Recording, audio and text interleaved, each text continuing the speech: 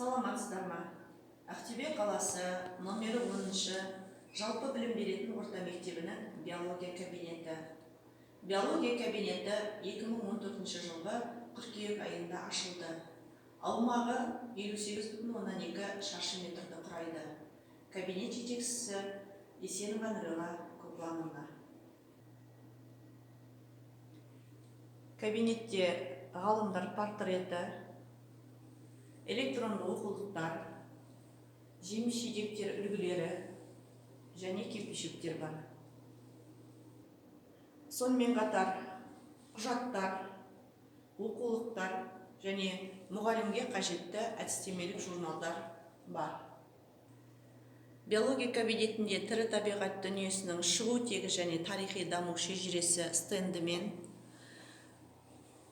оқушыларға демонстрациялық жұмыстар жүргізу үшін қажетті құрал-жабдықтармен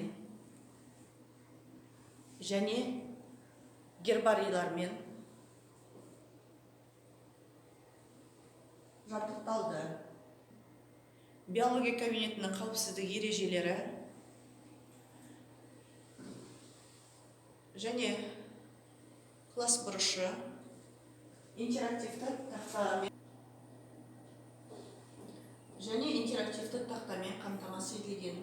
Интерактивті тақта интернет желісіне қосылып, оқушылардың барлық жұмыс жасауына мүмкіндік жасалған. Мынау электронды оқулық арқылы кейбір зертханалық жұмыстарды, құбылыстарды байқай алады. Және де Explorer GLX мынадай құрылғысы бар. Бұл құрылғы арқылы бірнеше датчиктер қосу арқылы оқушылар жұмыс жасай алады. Бұл датчикпен оқушылар өкпенің тіршілік сыйымдылығын анықтай алады.